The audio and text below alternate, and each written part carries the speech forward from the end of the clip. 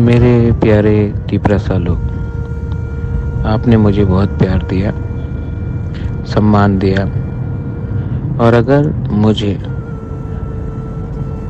कल से भूख हड़ताल भी करना हो, जब तक मेरा सांस चला जाए तो मैं करूँगा।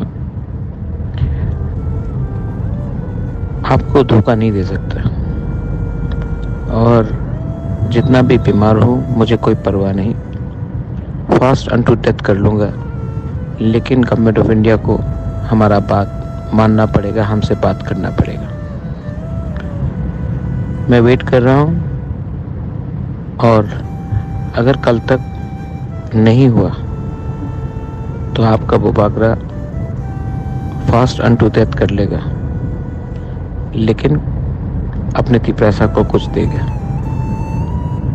ये मैं आपको मैसेज देना चाहता हूँ। जिसको सुनना है सुन लो। मैं आप लोगों को बहुत प्यार करता हूँ, और मेरे ऊपर बहुत प्रेशर है, लेकिन आपको कुछ देना है। मैं रेडी हूँ मरने के लिए, आपके लिए, लेकिन आपको कुछ मिलना पड़ेगा। हम भाई।